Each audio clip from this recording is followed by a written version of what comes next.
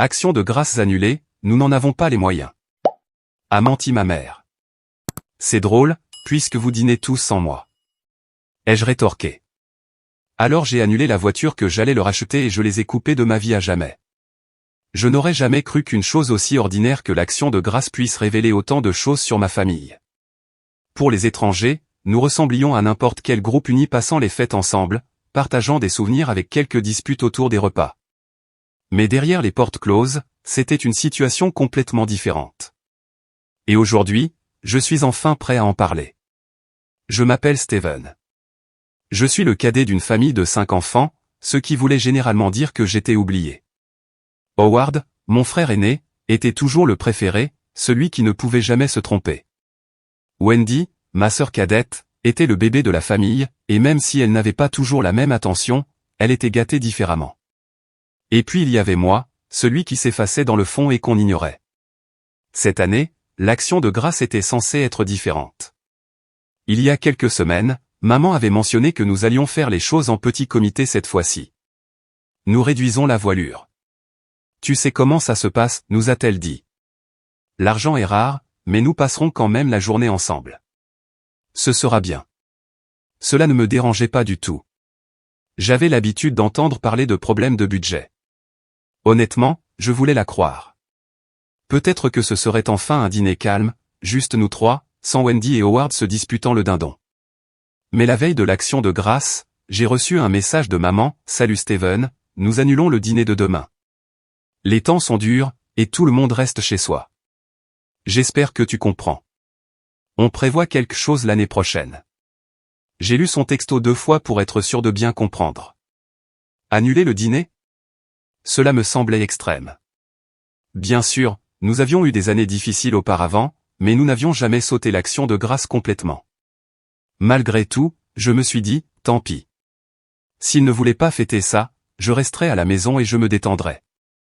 Je n'y ai pas beaucoup pensé ensuite. Mais à la nuit tombée, quelque chose n'arrêtait pas de me tracasser.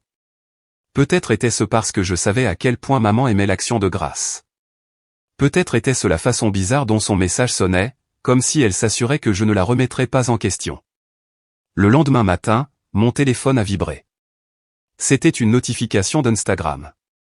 Wendy avait posté une photo, une belle table avec des bougies, de la dinde, tout était parfaitement préparé. Sa légende disait, tellement reconnaissante pour cette famille cœur au point. Et elle a tagué maman, papa et Howard. Mon cœur s'est effondré.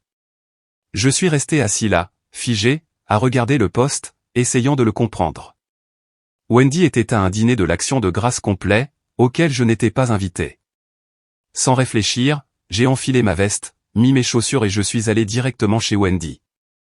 Je ne savais pas exactement ce que j'allais faire, mais j'avais besoin de réponses.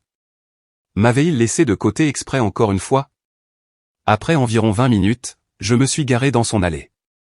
J'ai vu la voiture de maman et la voiture de Howard garées à l'extérieur. Ils étaient tous là. Toute la famille était à l'intérieur, faisant semblant d'avoir annulé le dîner alors qu'en vérité, ils ne m'avaient tout simplement pas invité.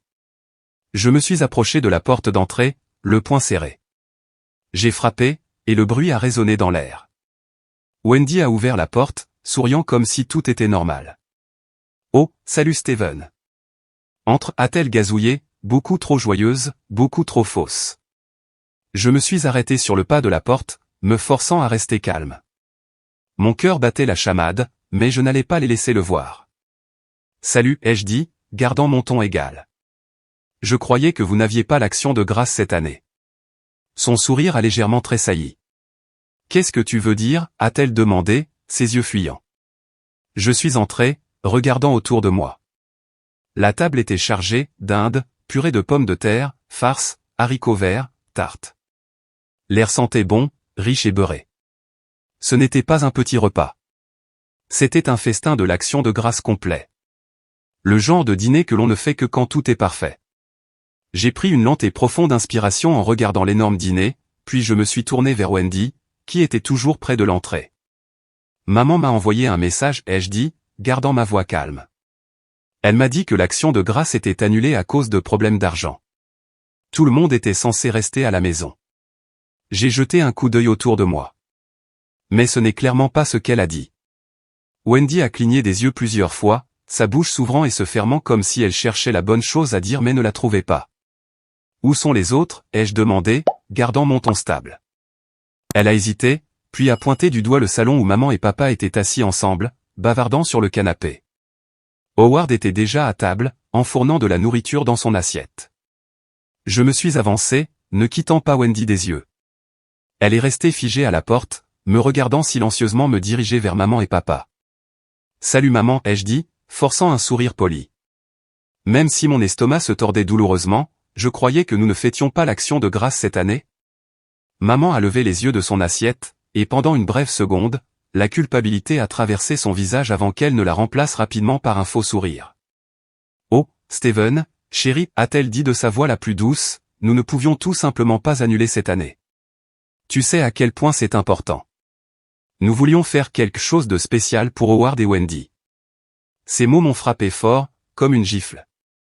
Alors vous avez décidé de fêter ça sans moi, hein, ai-je dit sèchement.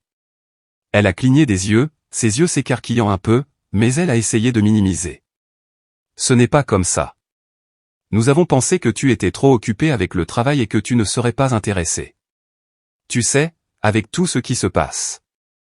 Je pouvais sentir mon cœur battre la chamade, mais je me suis forcé à rester calme. D'accord, ai-je dit. Je suppose que la famille compte, mais seulement si vous êtes le bon membre de la famille, hein. De la table, j'ai entendu Howard glousser. Je me suis tourné rapidement pour le foudroyer du regard. Qu'est-ce qui est si drôle, ai-je exigé. Il a haussé les épaules, un petit sourire tirant sur sa bouche. Rien, juste le drame habituel, a-t-il dit nonchalamment. Maman lui a jeté un regard d'avertissement, mais est restée silencieuse. Je n'allais pas laisser tomber. Vous avez annulé l'action de grâce pour moi, ai-je dit lentement, croisant son regard, mais vous avez quand même organisé le dîner sans même me le dire. Étais-je à ce point un problème pour vous tous? Le sourire de maman a vacillé, et pour la première fois, je l'ai vu essayer de cacher la culpabilité qu'elle ressentait. Ce n'était pas comme ça, Steven, a-t-elle dit faiblement. Nous ne voulions pas te contrarier. Je l'ai fixé du regard, mon esprit tourbillonnant avec tout ce qu'ils avaient fait. Tous les mensonges, toutes les manipulations, toutes les façons dont ils m'ont fait sentir que je n'avais pas d'importance. Mais je n'allais pas les laisser me voir pleurer. Je comprends maintenant, ai-je dit, me tournant pour partir. Vous ne voulez pas de moi ici. Au moins, soyez honnête à ce sujet la prochaine fois. Juste au moment où je sortais, j'ai entendu la voix de Wendy m'appeler, Steven, attends. Mais je ne me suis pas retourné. Et ce n'était que le début.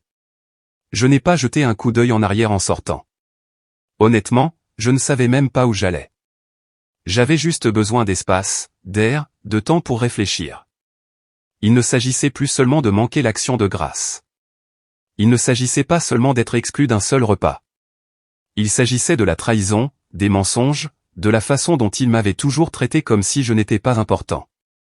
En rentrant chez moi en voiture, tout m'a frappé d'un coup, comme un coup de poing dans la poitrine.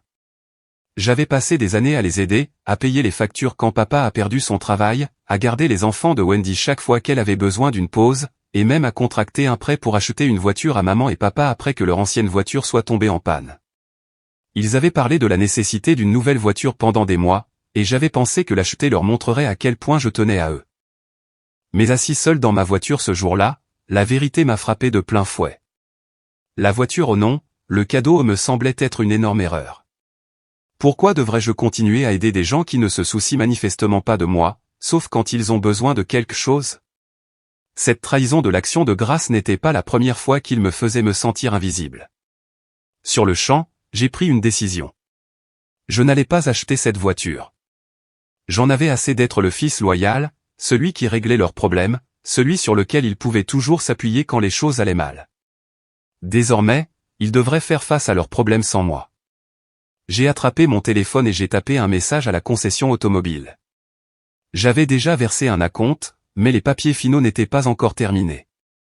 Annuler la transaction. Je ne prévois plus d'acheter la voiture, ai-je écrit. J'ai regardé l'écran pendant quelques secondes, laissant la gravité de ma décision me frapper. Je me sentais libéré, presque comme si un poids lourd avait été enlevé de mes épaules. Pour la première fois depuis longtemps, j'avais l'impression de enfin maîtriser ma propre vie. Ils devraient résoudre leurs problèmes par eux-mêmes maintenant. Le lendemain, mon téléphone s'est illuminé avec un appel de maman. Je l'attendais. Je l'ai laissé sonner plusieurs fois avant de répondre. Steven, a-t-elle dit, sa voix plus douce que la veille au soir quand je suis parti. Qu'est-ce qui se passe? Je n'ai plus de tes nouvelles depuis hier. J'ai essayé de ne pas laisser ma colère prendre le dessus, mais je pouvais la sentir bouillonner sous la surface. Oh, pas grand-chose. Juste en train de penser à des choses, ai-je répondu, gardant mon ton neutre. Elle a hésité un instant. Je pouvais l'entendre respirer fortement, comme si elle avait du mal à trouver les mots justes. Je sais que les choses ont été difficiles hier soir, a-t-elle dit lentement, mais nous ne voulions vraiment pas te contrarier. Tu es toujours tellement occupé avec le travail. Nous avons pensé qu'il serait plus facile que tu ne te sentes pas coupable. J'ai serré les dents. Alors tu as menti, ai-je dit sèchement. Tu m'as fait croire que tout le monde restait à la maison. Tu ne m'as même pas demandé de venir. Je ne suis pas stupide, maman. Elle a hésité à nouveau, comme si elle voulait s'expliquer, mais ensuite la conversation a changé de direction. Steven, à propos de la voiture, a-t-elle dit prudemment. Qu'est-ce qui se passe? Nous avons entendu dire que tu l'avais annulée. Mon estomac s'est serré. Alors ils étaient déjà au courant. Oui, je l'ai fait, ai-je répondu, gardant ma voix calme. Je ne pense tout simplement plus la vouloir. Il y a eu un long silence. Puis elle a demandé pourquoi. Je voulais tout dire, comment ils avaient menti, manipulé, m'avaient fait sentir que l'on avait besoin de moi que quand personne d'autre n'était là. Mais les mots sont restés coincés dans ma gorge. Je ne pouvais pas lui dire. Pas encore. Je ne pense tout simplement pas que ce soit le bon moment, ai-je dit à la place, ma voix plus froide que je ne le voulais. Elle n'y a manifestement pas cru. Je pouvais entendre la colère commencer à percer dans son ton. Tu vas vraiment faire ça après tout ce que nous avons fait pour toi, a-t-elle rétorqué.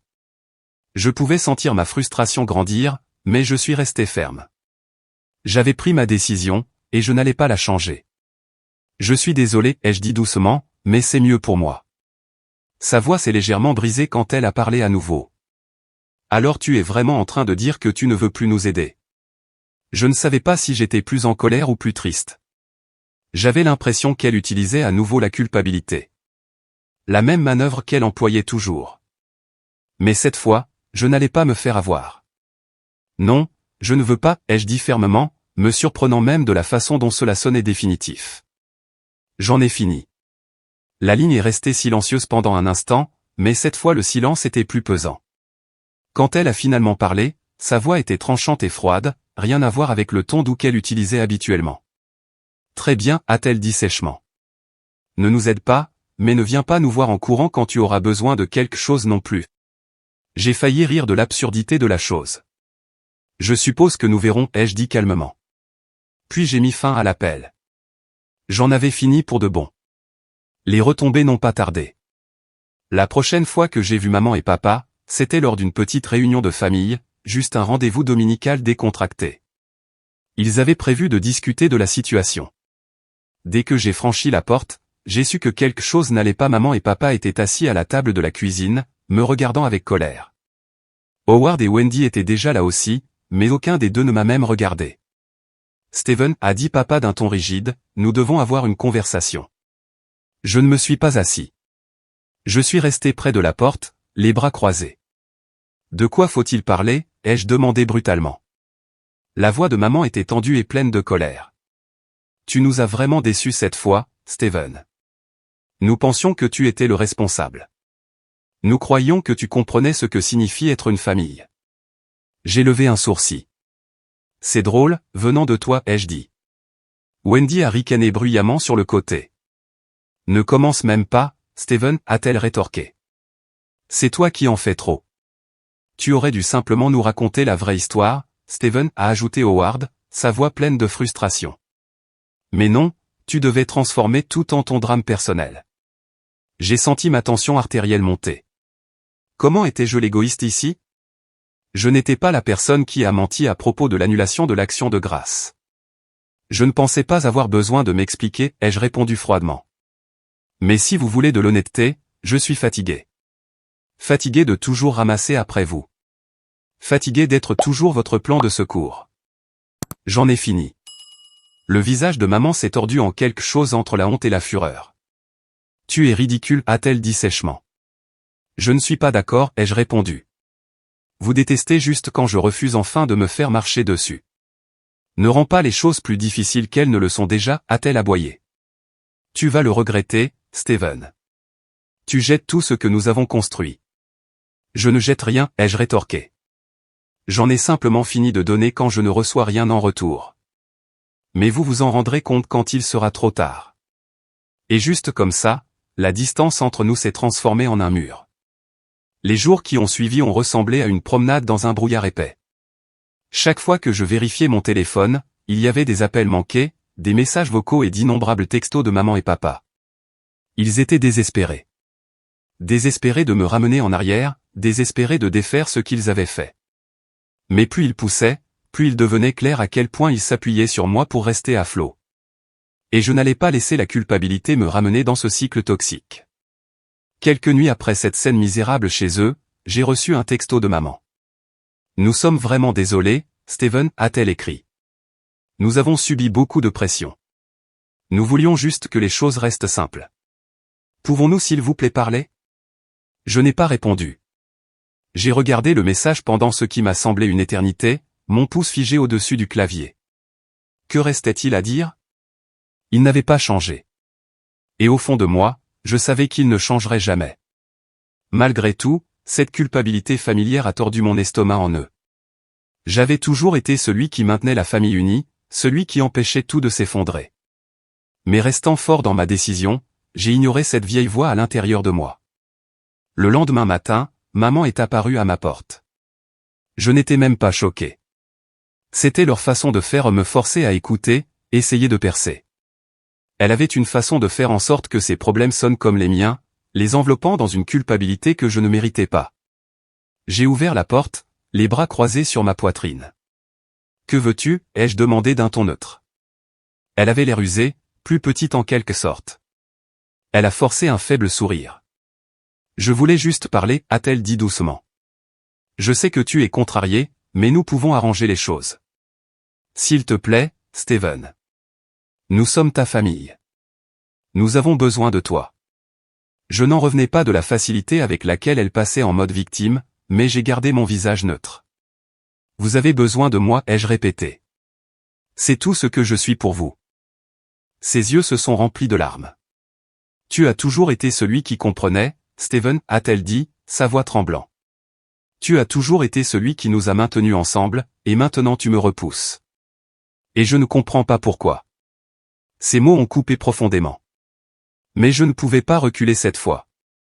Peut-être parce que vous ne m'avez jamais vraiment vu, ai-je dit, la voix stable. Vous n'avez vu que ce que je pouvais vous donner, mon temps, mon argent, mon aide. Comme si c'était mon devoir de tout laisser tomber chaque fois que vous aviez besoin de quelque chose. J'en ai marre d'être votre filet de sécurité, maman. Elle a essuyé ses yeux, une larme coulant sur sa joue.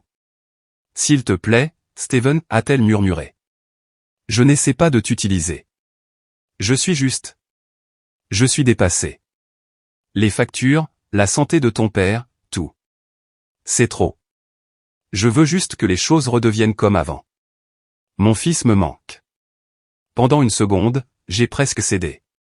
Je pouvais le voir, la peur, le désespoir écrit sur tout son visage, s'accrochant à ces mots comme une bouée de sauvetage. Mais je me suis rappelé pourquoi j'avais pris ma décision. Les mensonges, les manipulations, la façon dont ils m'ont fait sentir que c'était mon travail de porter le poids de toute la famille. Non, maman, ai-je dit, secouant la tête. Vous ne comprenez pas. Il ne s'agit pas de moi qui vous abandonne. Il s'agit de la façon dont vous m'avez traité. Vous ne m'avez vu que quand c'était pratique. Je ne suis plus votre plan de secours. Je ne le serai pas. Son visage s'est effondré, et je pouvais dire que mes mots lui faisaient mal. Mais je ne me sentais plus coupable. Pas cette fois. Il ne s'agissait plus de résoudre ses problèmes. Il s'agissait de me réparer moi-même. Mais elle n'a pas reculé. Au lieu de cela, elle a changé de stratégie. S'il te plaît, Steven, a-t-elle supplié. Tu sais que nous t'avons toujours soutenu. Et maintenant, quand nous avons vraiment besoin de toi, tu t'éloignes de nous. Est-ce vraiment ainsi que tu veux que les choses soient? Il ne m'a pas échappé que la phrase « Nous avons toujours pris soin de toi » était la même astuce qu'elle avait toujours utilisée pour me faire céder. C'était une tactique de culpabilisation destinée à me faire sentir que je leur devais quelque chose, même si j'avais toujours été celui qui était à leur côté à travers tout. Et juste au moment où je pensais qu'elle ne pouvait pas s'abaisser plus bas, elle a joué sa dernière carte. « Ton père » a-t-elle dit, sa voix tremblant légèrement. « Il va vraiment mal, Steven. Les médecins disent qu'il pourrait avoir besoin d'une opération bientôt. Il ne va pas bien du tout. Tu ne veux pas être là pour lui ?» Ces mots m'ont frappé plus fort que je ne le voulais. La culpabilité a recommencé à s'insinuer. La santé de papa n'était pas quelque chose que je pouvais simplement ignorer. L'idée qu'il traverse quelque chose de grave sans moi me rendait malade. Je ne voulais pas être la personne qui les abandonnait quand ils avaient le plus besoin de moi. Mais alors je me suis souvenu, ils avaient menti auparavant. Ils m'avaient trompé au sujet de l'action de grâce. Ils m'avaient trompé sur tout. Ils ne se souciaient pas vraiment de ce que je ressentais, seulement de m'utiliser quand c'était pratique. Et je n'allais pas retomber dans ce piège. J'ai pris une lente inspiration. Je ne vais plus continuer à me ruiner pour vous, maman, ai-je dit fermement. J'ai déjà vécu ça. Je ne le referai pas. Si vous voulez réparer les dégâts, vous devrez le faire sans moi. Son visage a perdu toute couleur. Elle n'avait plus de mots, plus de ruse. Son jeu était terminé, et elle le savait. Elle est restée silencieuse pendant un instant, et pendant une seconde, j'ai pensé qu'elle allait supplier, mais elle ne l'a pas fait. Au lieu de cela, elle a redressé son dos avec raideur. « Très bien » a-t-elle dit froidement. « Si c'est ce que tu veux. Ne reviens pas en rampant quand tu réaliseras que tu as besoin d'aide. Ne t'attends pas à ce que nous soyons là quand tu réaliseras que tu as tout gâché. » Je l'ai fixé du regard, sentant ma poitrine se serrer. Mais j'avais déjà fait mon choix. Sans un mot de plus, elle s'est retournée et s'est éloignée, me lançant un dernier regard suppliant avant de partir. Un dernier regard désespéré comme si elle espérait silencieusement que je change d'avis. Je ne l'ai pas fait. Les jours qui ont suivi ont ressemblé à la marche sur une corde raide, en équilibre entre la culpabilité de les avoir coupés et la liberté de enfin me défendre. Mais il n'a pas fallu longtemps pour réaliser qu'il n'avait pas encore fini. Quelques jours plus tard, Wendy m'a appelé. « Steven » a-t-elle dit, son ton tranchant. « Tu as vraiment tout gâché. Maman et papa ont le cœur brisé. Tu es en train de déchirer cette famille. Vas-tu sérieusement continuer à les repousser ? » Je n'ai pas pu m'empêcher de lever les yeux au ciel. « Wendy, tu sais exactement ce qui se passe, ai-je dit. Tu as tout vu depuis le début. Tu en as fait partie. » J'ai gardé ma voix calme. J'en ai fini. Je ne suis plus leur plan de secours. N'ose pas nous blâmer pour ça. Wendy a rétorqué avec colère. Ils ont toujours été là pour toi. Tu ne peux pas simplement tout abandonner parce que tu es en colère à propos d'une seule fête. Je ne suis pas seulement contrarié par l'action de grâce, Wendy, ai-je dit, ma voix forte. J'en ai marre d'être utilisé. J'en ai marre d'être traité comme si je n'étais rien jusqu'à ce qu'ils aient besoin de quelque chose.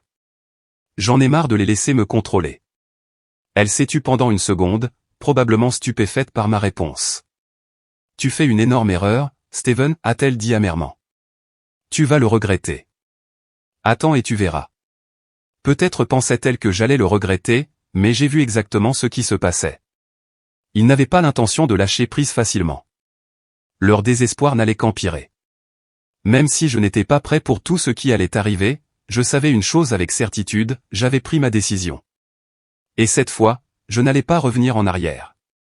Les semaines suivantes ont passé comme un éclair. Les textos, les appels et les visites importunes de la famille ont continué d'arriver. Tout le monde avait un avis. Tout le monde pensait qu'il savait mieux, mais aucun d'entre eux ne comprenait vraiment ce que cela signifiait d'être toujours celui qui maintient la famille unie. C'était épuisant. Tout le monde s'attendait simplement à ce que je revienne chaque fois que les choses allaient mal. Mais je ne le faisais plus. C'était un samedi après-midi froid quand maman est apparue à ma porte à nouveau. Je n'étais même plus surpris. Elle avait l'habitude de se présenter sans aucun avertissement, comme si elle croyait que si elle poussait assez fort, je finirais par céder. J'ai ouvert la porte, et pendant quelques instants, aucun de nous n'a dit un mot. Je pouvais le voir clairement dans ses yeux, un étrange mélange de colère, de tristesse et de quelque chose d'autre, de désespoir. Elle a inspiré profondément et a commencé à parler, sa voix tremblant un peu. Je ne peux plus continuer comme ça, Steven, a-t-elle murmuré. Je ne peux plus faire semblant que tout va bien.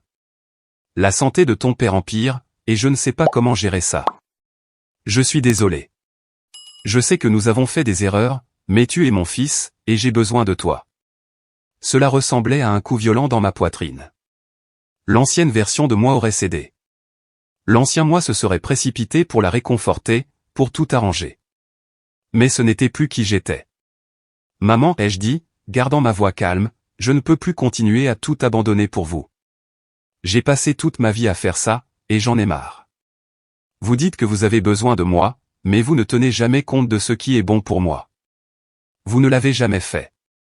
Elle est restée silencieuse, laissant mes mots planer dans l'air. Après une longue pause, elle a reculé, ses épaules s'affaissant. Alors c'est ça, a-t-elle dit. Tu vas vraiment nous laisser comme ça? Je n'ai pas parlé tout de suite. Le silence entre nous était épais, rempli de toutes les années de douleur qui nous ont amenés ici.